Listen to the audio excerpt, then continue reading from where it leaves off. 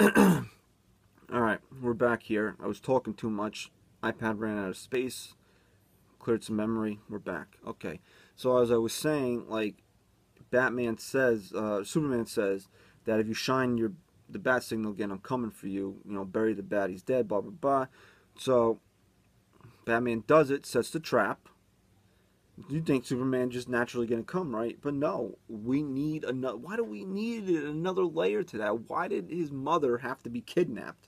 It was so stupid. Like, oh, I don't want to fight you now, but I'm going to anyway because they have my mom, and if I don't kill you, uh, they'll kill my mom. But even though an hour ago in this movie I told you that if if you shine your light again, I'm gonna come and kick your ass. That was just like a major gaping plot hole to me. That he says, "Don't shine your light again. The bat is dead. Blah blah. Blah. I'm coming for you if you shine that shit again." And Batman's like, "Fuck you. I'm Batman, and I'm gonna shine my light, and I'm gonna lay a trap for you, and I'm gonna kick your ass." Which was the whole point. But then now Lex Luthor's got to kidnap Martha Kent, and like, oh, I'm gonna kill your mom if you don't fucking kill Batman. And then Superman gets there and he's like, I don't want to fight you because he's got my mom. No, you didn't need all that shit. And then Superman's about to get he's about to get it. Batman's about to kill his ass with the kryptonite spear, and then he's like, they have Martha. They have Martha. And then Batman's like, why are you saying that name? Why are you saying that name? Because his name is Martha. His mom's name is Martha too, which I never put the two together. Just never thought about it until that scene that both Superman and Batman's moms both name her Martha. So never put that together until that point in the movie. But and then he's like, okay, I won't kill. And then Batman's like, I'm not gonna kill you because we're gonna save Martha. I thought the whole thing was that Batman wanted to eliminate the threat of Superman, and then he hears his mom's name, and then he just like, no, I'm not gonna kill you now. Like that. That was just like too much. Like we didn't like. Come on, that doesn't make any sense. It's not what this movie's supposed to be about. It's not about boys and their mommies. So then Luthor's evil plan comes and hatches that he's built Doomsday or created Doomsday from Zod's body and his blood, and then like nobody can kill Doomsday. Here comes Wonder Woman, she helps, and it was a pretty cool fight, but there's really not much Batman can do because Batman's a dude, he's just a regular dude, so he can't like fight Kryptonian like mega monsters. Um so basically then you get the end of the movie comes, and then Superman fucking dies. There's the big spoiler, Superman dies, but he doesn't really die because Superman never dies. Even though the last scene of the movie, the last shot of the movie is the casket where Clark is laying, and the gravel's moving.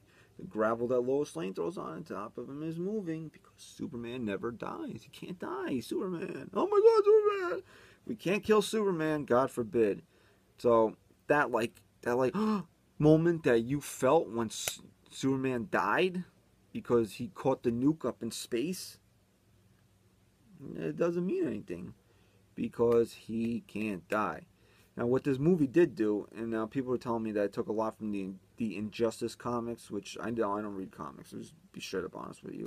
I don't read comics, so anything that alludes to something that actually happened in a written comic, I don't know about.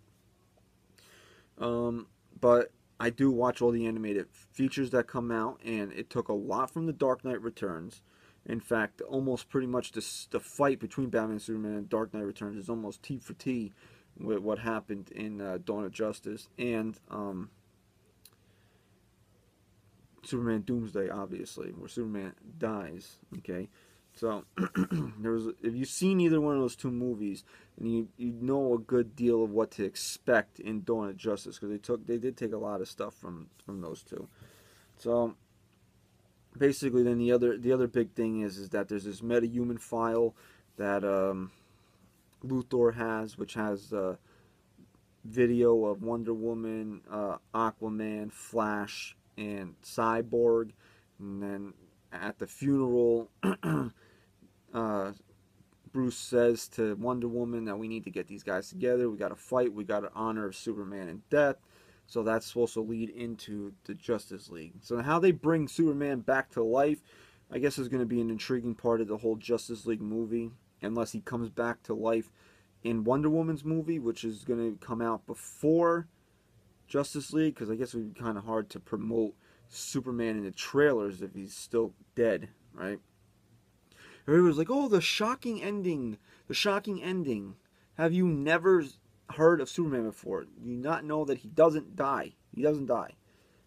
And this other thing that isn't to keep an eye out for is who Luthor keeps alluding to in the jail cell at the end of the movie when Batman goes and sees him. He's talking about they seen it already, or they something. I don't remember exactly what he said, but who's they, right?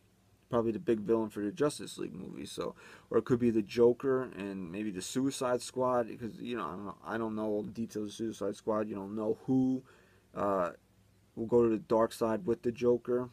So those are things to keep an eye out for.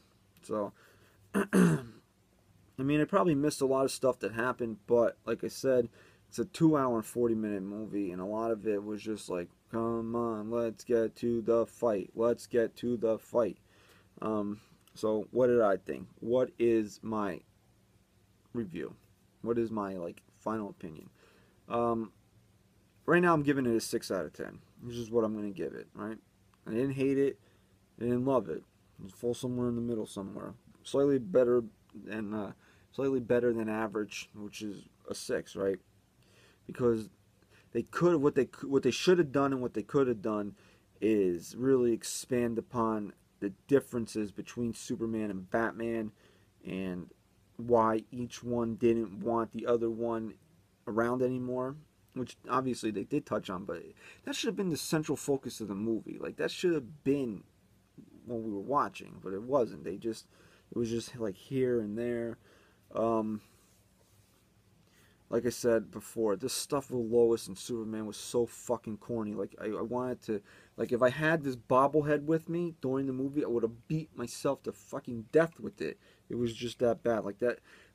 It was Maggie Gyllenhaal in The Dark Knight bad, where it just brought down the movie one rating. I would have given The Dark Knight a 10, okay? Perfect 10 had it not been for her. She brought it down to a 9. Maybe without Lois and Batman's crap, we're looking at a 7. But with their crap, we have a 6. I also want to say that it was a theater. It was a theater. It was a crowded theater. Lots of kids. Lots of noisy kids. Even one little bastard that kept running up and down the friggin' aisle throughout the whole movie. Where's your mom, bro? Where is your mom? So, all those distractions keep you from watching the movie. So, I do want to see it again, but I will not go see it in the theater. I will wait until it comes out on Blu-ray, watch it in the privacy of my own home. It already has a release date on Blu-ray, which is ridiculous considering the movie just friggin' came out yesterday. It's either June 16th or July 16th, which is amazing that a movie that just came out, a movie that they're expecting to make $1 billion, already has a Blu-ray release date. So that's where we're at. We're at a 6 right now. I'm hoping that once I watch it again, I bump up the rating, that I see things that I didn't see when I'm actually able to watch in the privacy of my own home. I'll be honest with you, The Dark Knight is my favorite non-Rocky movie, but I didn't really like it the first time I saw it. It was upon the second viewing that I fell in love with it. Maybe that'll happen with the Dawn of Justice. I don't know. We'll have to wait till June or July for it to come out on Blu-ray to find out. But Ben Affleck is a good Batman, okay? People like me that hate it, that casting, we need to get over it. Ben Affleck is a good Batman. I'm really excited to see his work in the Suicide Squad, because you do see Batman in the trailer. So hopefully he has a nice little role there. And I'm ready for a Ben Affleck solo Batman movie, which I will go on record again as saying that should have come out before Dawn of Justice. It should have done Man of Steel, Batfleck, Dawn of Justice. Then Dawn of Justice would have been a lot better. But they went this route. Okay, so to the people that absolutely murdered this movie in reviews, I don't know what you were watching. I don't know what you were expecting. It's not fair to compare this to Nolan's Dark Knight trilogy, and it's not really fair to compare this to the Avengers and what Marvel's doing with the MCU. You have to take it on its own accord. See, it's Snyder, and it's the new DC cinematic universe. So you have to take it based on how it's going to follow Man of Steel instead of the Justice League, which it set up the Justice League pretty well. So to say that there's one person that wrote it will make you wonder how you ever believed in heroes at all or some bullshit like that. Take your agenda and go parade around with Bernie Sanders. All right, I don't know what the hell you're thinking of. And to the fanboys that gave, oh, best movie ever, no, it falls short of being the best movie ever. Okay, we had the Dark Knight, we had the Avengers, both running neck and neck depending on your style of what the best comic book superhero movie of all time was. It sits below Nolan's trilogy. It sits above some of the Marvel movies. It's better than Age of Ultron. It's better than the first Avenger. It's better than some of those movies. It's not better than a lot of them, but it's better than some of them. My final opinion, my final words here, because with this video and the previous video and this one, we're coming up on a half an hour. This review's almost as long as the Dawn of Justice. Go see it. If you're interested, if this movie had your interest through all the hype and all the commercials, go see it. Form your own opinions. Do not let some jackass with a keyboard or some idiot talking into a fucking tablet tell you or persuade you not to see a movie. Everybody's got an asshole, just like everybody's got an opinion. And everybody's asshole is not like everybody's opinion. Or something like that. You guys get the point. Don't let some jerk off with an agenda that just wants to bash superhero movies because they're tired of watching them, because we know the market has been saturated with them. Don't let them dissuade you from going to see this movie. Go see it, form your own opinion. If you hate it afterwards, then you hated it on your own accord. Or you loved it on your own accord. But do that. Love it on your own accord or hate it on your own accord. Don't be like, oh, this guy said it was a fucking suckfest, so I'm not going to see it. Then you let him win. And then we don't get any more movies like this. Because some of them will be awesome. And some of them will be the fucking Avengers.